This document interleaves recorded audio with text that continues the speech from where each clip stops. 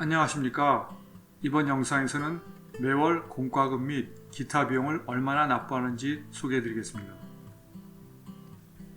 한국과 미국의 공과금의 종류는 거의 동일합니다.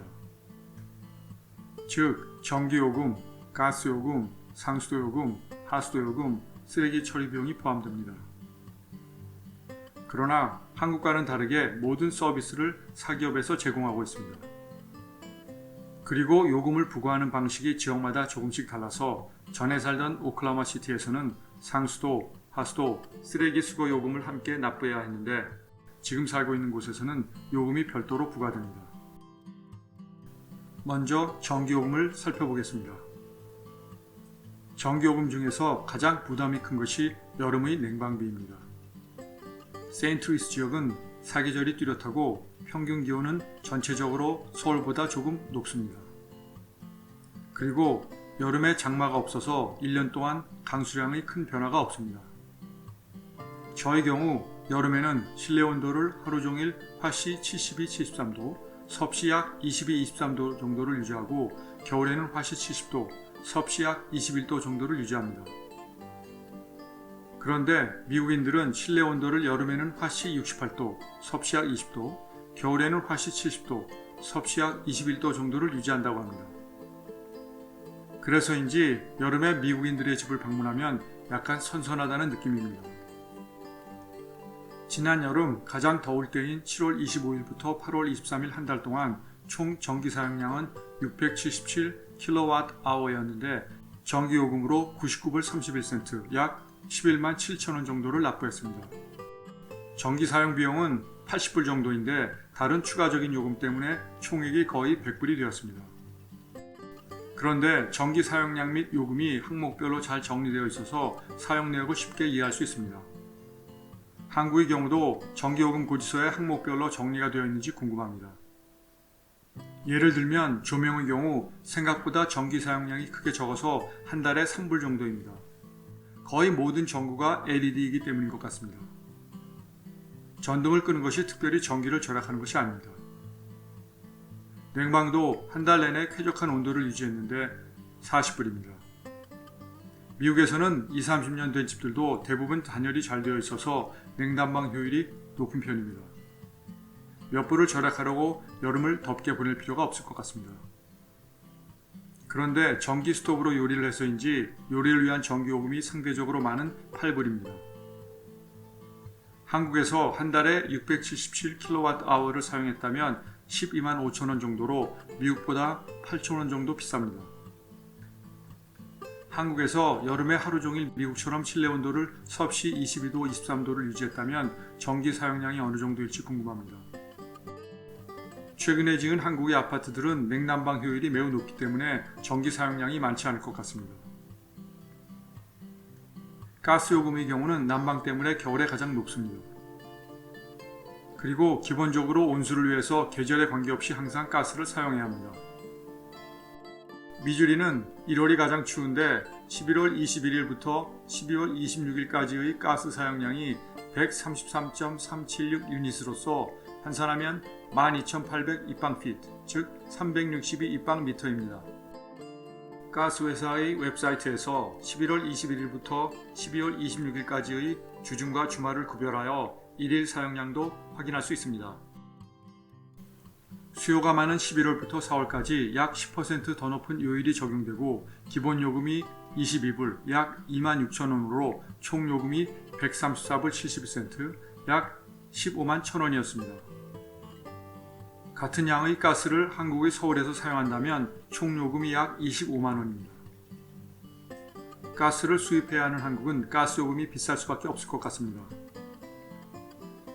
요즘에 미국에서는 에너지를 절약하고 관리하기 위해서 구글에서 만든 네스트라는 온도 조절 장치가 유행입니다. 저희 집에도 설치되어 있는데 요일별, 시간별로 온도를 정해 놓을 수 있어서 편리하지만 저희 경우는 온도 범위를 거의 일정하게 설정해 놓았습니다. 상수도 요금은 앞돌이 잔디에 매일 물을 주는 여름에 가장 높습니다. 하수도 요금은 상수도 요금에 비례해서 부과되기 때문에 여름에 하수도 요금도 많이 나올 수 있는데 상수도 사용량이 어느 정도 될 때까지는 하수도 요금이 일정한 것 같습니다. 지난 7월 23일에서 8월 23일까지 상수도 사용량은 하루 평균 374갤런으로 총 11,968갤런, 즉 약 45.3 입방미터였습니다.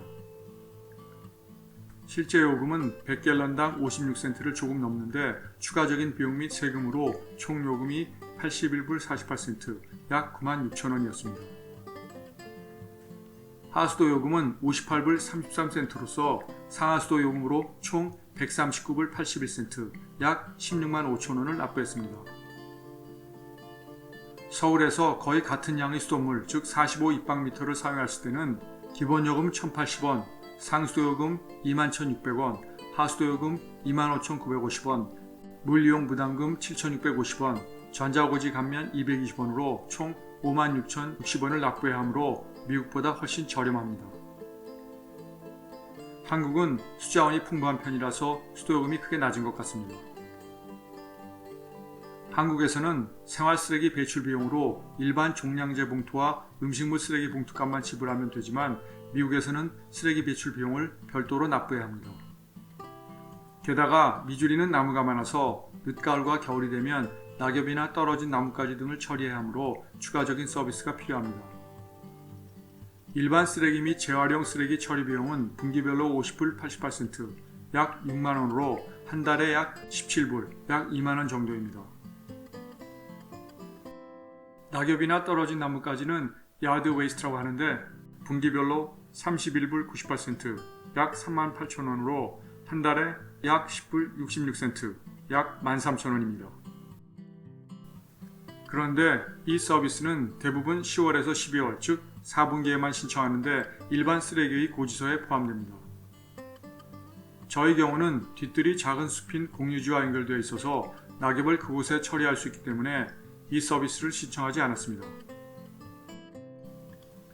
공과금이 아닌 인터넷 서비스 요금은 매달 54불 99센트, 약 6만 5천원으로 한국보다 비싼데 5G는 아니지만 다운로드 속도는 초당 450MB, 업로드 속도는 초당 20MB 정도로 한국과 비교하면 빠르지는 않아도 특별히 불편한 것은 없습니다. 오클라호마보다 요금이 조금 저렴하고 속도는 더 빠릅니다. 뉴스나 중요한 스포츠 게임 외에는 TV를 거의 시청하지 않기 때문에 케이블 TV는 없지만 실내 안테나로 주요 방송사 채널과 다른 여러 채널 시청이 가능합니다. 케이블 TV는 인터넷 서비스와 함께 신청하면 보통 월 80불 정도를 추가로 납부해야 합니다. 따라서 인터넷과 케이블 TV는 한국보다 훨씬 비쌉니다. 휴대폰은 저와 와이프가 합해서 월 90불을 내고 있는데 데이터는 무제한이고 4G입니다. 휴대폰 서비스는 더 저렴한 것이 있는데 혹시 한국에서 사용하게 되면 불편하다고 합니다. 넷플릭스는 휴대폰 서비스에 포함되어 있고 아마존 프라임으로 월 12불 99센트를 내고 있습니다. 그리고 별도의 유선 전화는 없습니다. 이 도표는 공과금 및 기타 매월 필요한 지출을 한국과 비교한 것입니다. 전기요금은 여름, 가스요금은 겨울을 적용했습니다. 한국에서는 휴대폰은 5G가 보편적인 것 같아서 회선당 월 7만원으로 가정하고 인터넷과 케이블 TV는 각각 월 2만원으로 가정했습니다. 한국과 미국 모두 매달 공과금과 기타 필수적인 서비스에 지출해야 하는 비용이 제법 되는데 미국이 71만 8천원, 한국이 61만 3천원으로 미국에서 약 10만 5천원을 더 지출해야 합니다. 미국은 가스요금은 매우 저렴한데 상하수도 요금과 인터넷 및 케이블 TV 비용이 훨씬 비쌉니다. 한국의 인터넷과 케이블 TV 요금은 전 세계적으로도 매우 낮은 것으로 알려져 있습니다. 시청해 주셔서 감사합니다.